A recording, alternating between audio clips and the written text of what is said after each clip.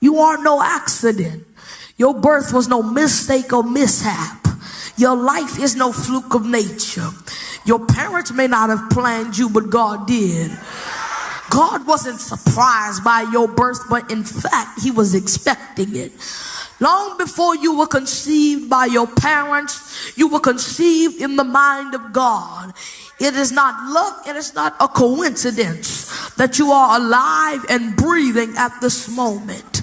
The Bible says that we are fearfully and wonderfully made. You are alive and breathing because God wanted you here. That means that God planned every single detail of your body. He chose your race. He chose the color of your skin, your hair, your nose, and your big feet. He even took time to count the hairs on your head. God custom made your body just the way he wanted it. He knew the gifts and talent you would possess and your unique personality. The Bible says that you know me inside and out. You know every bone in my body. You know exactly how I was made bit by bit and how I was sculpted from nothing. I want to let you know this morning that God made you for a reason. He decided when you would be born and how long you would live. He planned the days of your life in advance. He chose the exact time that you would be born and the exact time that you would die. The Bible says in Psalms 139, you saw me before I was born, and you scheduled every day of my life before I started to breathe. Every day was recorded in your book. God even planned where you live. He said, I'm going to get the glory out of everything in your life. Your race and your language and your nationality was on purpose. The Bible says in Acts that he determined the time set for men and the exact places where they should live. Nothing in your life is guesswork. It's all for a purpose.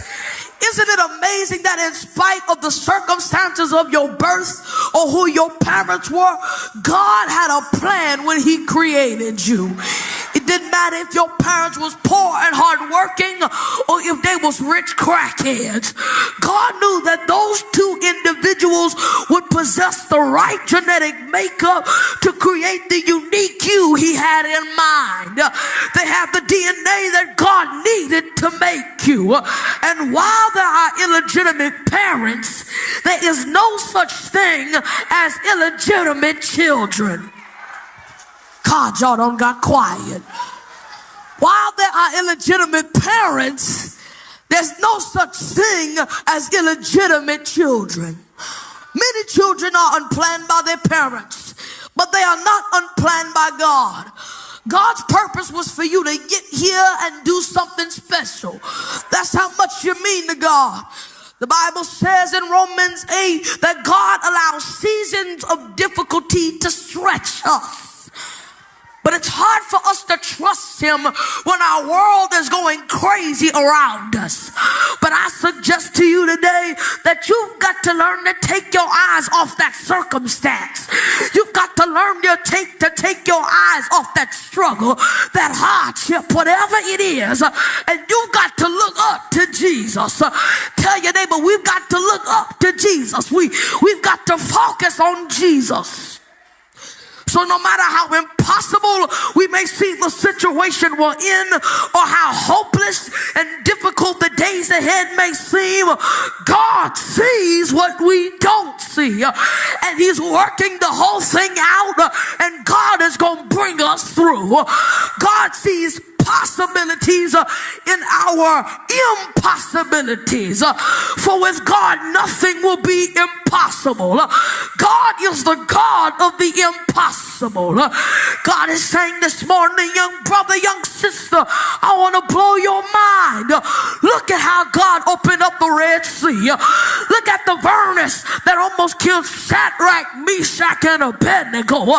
Look at how he raised Lazarus and all of the other miracles recorded in the Bible. And if God could do all of this, then I believe that there's nothing too hard for God. Turn to your neighbor and say, there's nothing too hard for God. Come on, tell them there's nothing too hard for God. Power belongs to God. For with God, nothing will be impossible. Let him see you through your struggle.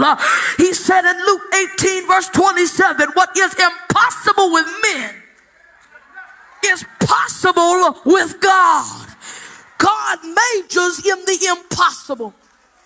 And a whole lot of people are going to miss the plan of God for their life because they listen to people rather than God. If our friends could do it, then there would have been no need for Jesus to go to Calvary. You thought people had the power. You thought that people's opinions were greater than the plans of God. But I've got a word of encouragement for somebody in here this morning. The Bible says in Jeremiah, I know the plans that I have for you, saith the Lord. They're plans of good and not of evil. They're plans to give you hope for your future. People are limited. People will fail you. People will hurt you. People will lie to you. That's why you can't trust them all the time. God is saying you were built for this. God is saying you've got everything you need to win. Look at your neighbor and say, you've got everything